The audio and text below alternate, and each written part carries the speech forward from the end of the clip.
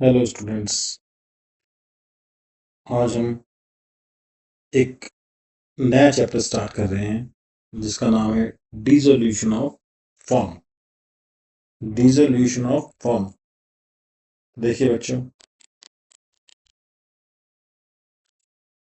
Dissolution of form का मतलब है बच्चों,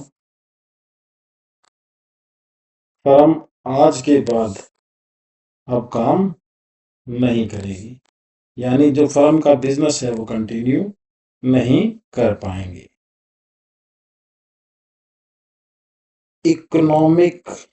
economical relation between partners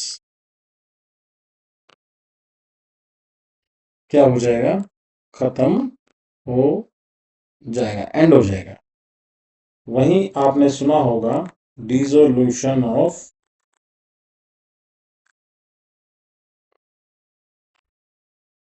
partnership.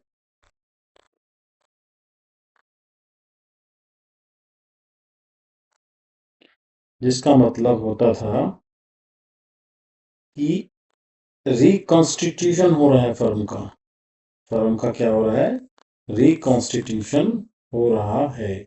ये आपने देखा है अपने चैप्टर्स में, जैसे कि सबसे पहले आपने देखा था changes in profit sharing ratio, third chapter है आपका। उसके बाद था आपका एडमिशन,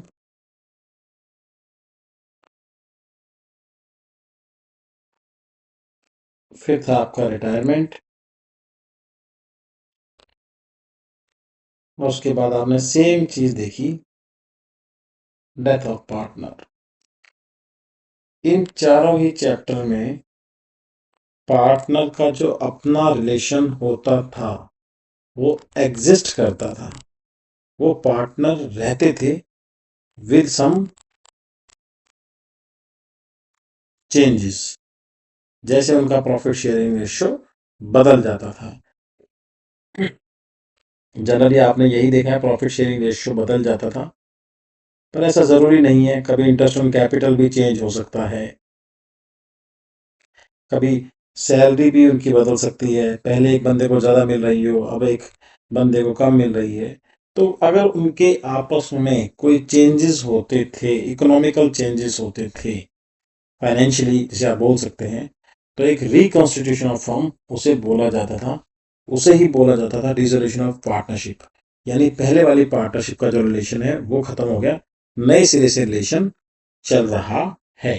मतलब रिलेशन चेंज हो गया, जो पहले था वो था, उसके अलावा कुछ जो भी चेंजेस है वो इनकॉर्पोरेट हो गई। तो पार्टनरशिप चलती रहती थी।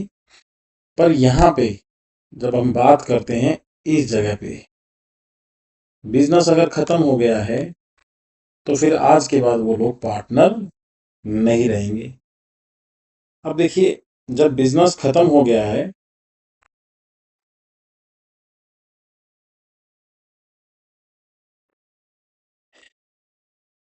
बिजनेस क्लोज हो गया है, अब फर्म आगे काम नहीं करेगी, पर लास्ट में हिसाब तो करना पड़ेगा।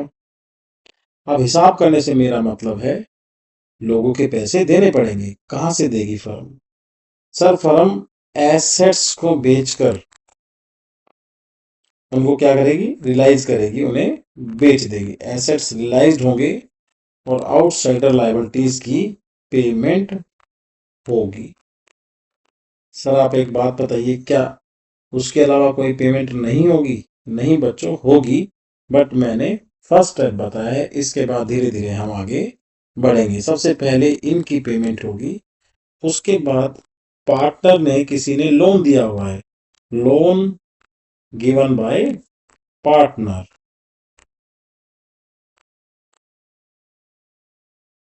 उसकी पेमेंट की जाएगी।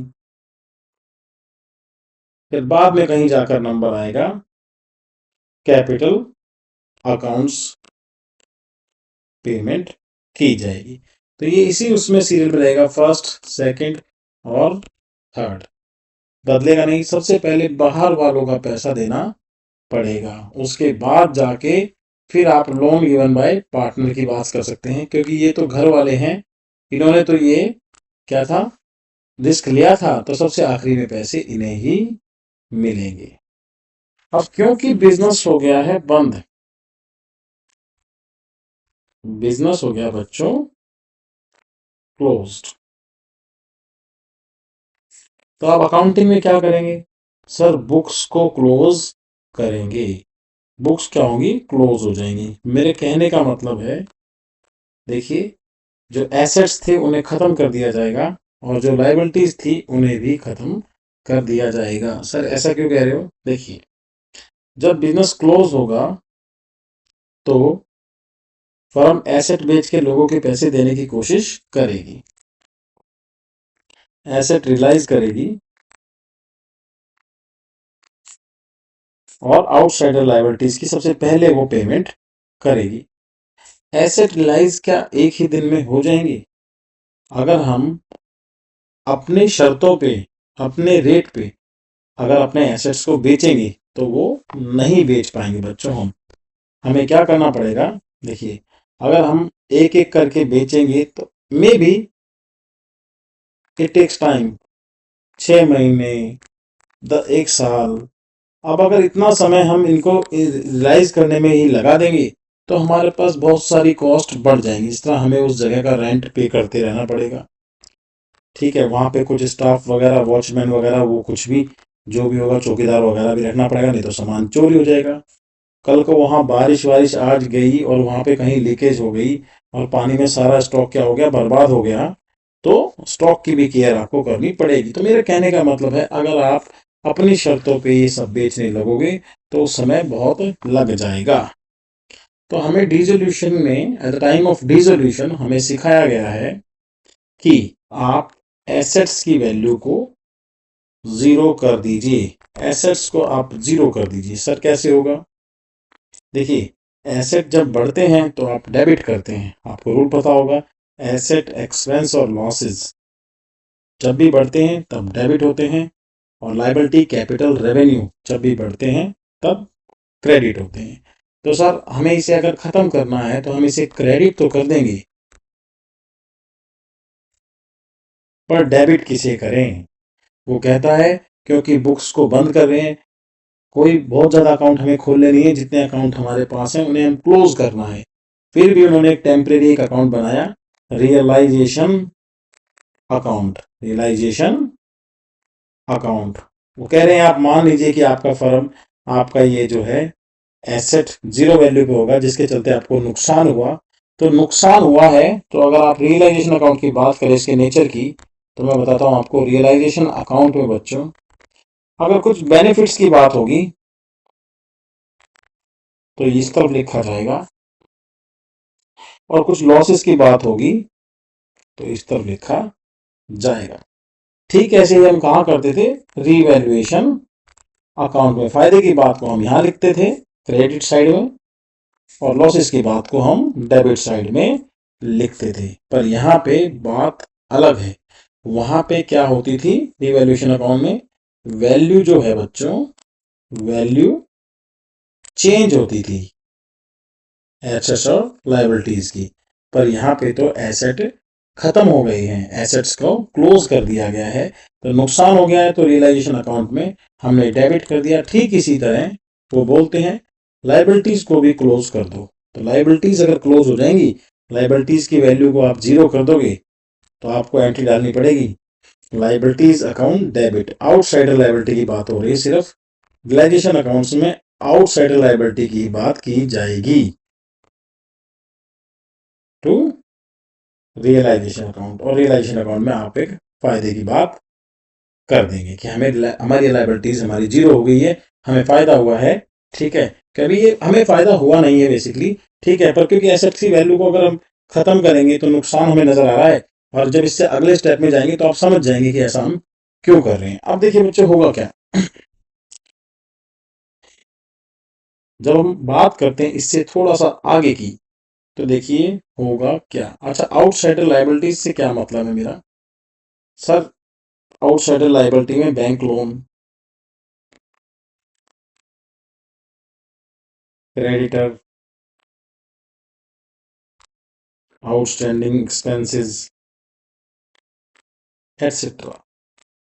पार्टनर की कोई बात यहाँ पे नहीं की जाएगी, सिर्फ आउटसाइडर लायबिलिटीज, जो बाहर वालों के पैसे हैं, जिन्होंने हम पे विश्वास करके हमें पैसे दिए थे या उधार दिया था। अब तीसरे स्टेप में क्या होगा बच्चों, जब आप एसेट्स को रियलाइज करोगे, क्योंकि देखिए आपने एसेट्स की वैल्यू को जीरो कर दिया है। एसेट्स की वैल्यू को क्या है, ये देखिए आपने यहाँ पे खत्म कर दिया था, जीरो कर दिया था।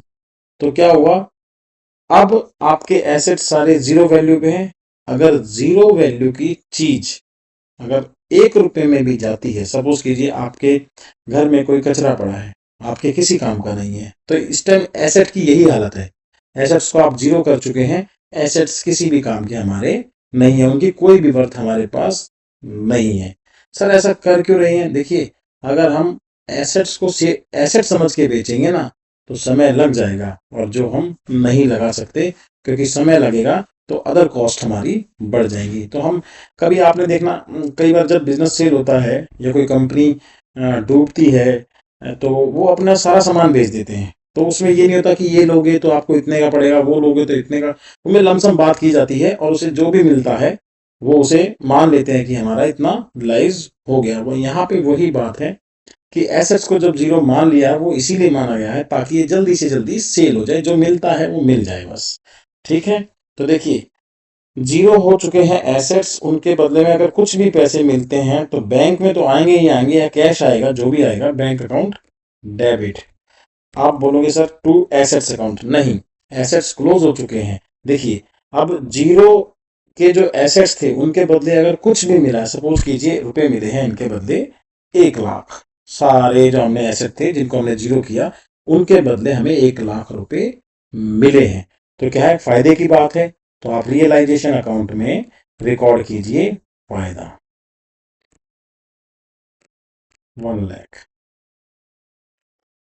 तो देखिए आपने जीरो की चीज बेची 1 लाख में, तो आपको पूरा 1 लाख का फायदा हुआ। ठीक ऐसे ही जिन लाइबिलिटीज को आपने, आउटसाइडर लाइबिलिटीज को आपने जीरो किया था, अगर उनकी पेमेंट करनी पड़ रही है, देखिए पेमेंट तो करनी ही पड़ेगी, तो लाइबिलिटीज तो सर हमने जीरो कर दी है, पर अब हमें जीरो की चीज के कुछ भी पैसे देने पड़ रहे हैं। लाइबिलिटीज क्या है बच्चों, जीरो वैल्यू पे है। देखिए आपने यहाँ पे जीरो वैल्यू पे कर दी थी ये, ठीक है, ये जीरो हो चुकी थी, जब इस एंट्री में आप इन्हें जीरो कर चुके थे, एसेट्स को भी और लाइबिलिटीज को भी। तो अब 0 रुपए के बदले अगर आपको 1 रुपए की भी पेमेंट करनी पड़ रही है, तो इट्स लॉस टू यू।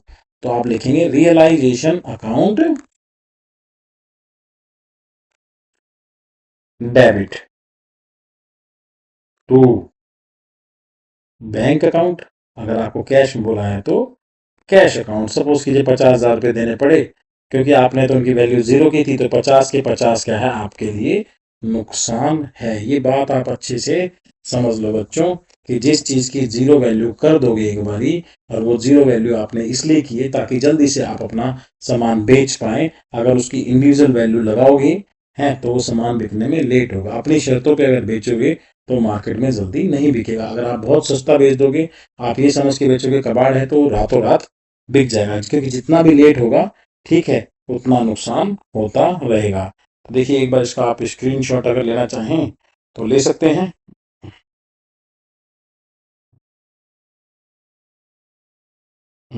पहले आप इसका ले लीजिए थोड़ा।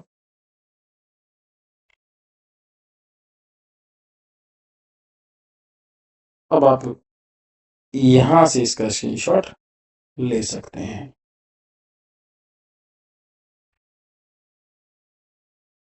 चलिए बच्चों, आई होप सो आपने ले लिया होगा।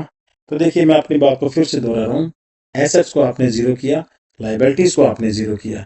जीरो के बदले अगर कुछ भी देना पड़ रहा है, तो गिवन एग्जांपल में हमने जीरो करने के बाद 50,000 रुपए दिए, तो 50,000 रुपए दिए तो 50,000 रुपए हमारा नुकसान, वो हमने रियलाइजेशन अकाउंट में डेबिट किया। सर रियलाइजेशन अकाउंट में क्यों डेबिट कर रहे हैं, क्योंकि बोला है कि ज्यादा अकाउंट नहीं खोलने हैं, बुक्स बंद करनी है, तो सिर्फ एक ही अकाउंट खुलेगा, रियलाइजेशन अकाउंट, उसी के थ्रू आपके फायदे और नुकसान की रिकॉर्डिंग कर दी जाएगी। ठीक ऐसे ही एसेट्स जिनकी वैल्यू जीरो कर दी थी, अब उनके क्या है, वो सेल हो रहे हैं, तो जीरो की वैल्यू के अगर कुछ भी मिलता है, जैसा कि एग्जाम्पल में हमें 1 लाख रुपए मिले, तो पूरे 1 लाख को हमने फायदे को रिकॉर्ड किया। ये था बच्चों बेसिक अंडरस्टैंडिंग थी ये रियलाइजेशन अकाउंट की। आपको ये बहुत हेल्पफुल रहेगा। इस चैप्टर में अगर आपको इतनी बात अच्छे से समझ में आती है तो आपका आगे का रास्ता बहुत आसान रहेगा। चलिए हम नेक्स्ट वीडियो में आपके साथ मिलते हैं और उसमें हम क्वेश्चंस को ट्राई करेंगे। उसमें भी हम ये सारे कॉन्सेप्ट्स की रिवीजन साथ साथ करते रहेंगे। तो तब तक के लिए इजाजत दीजिए। Thank you so much.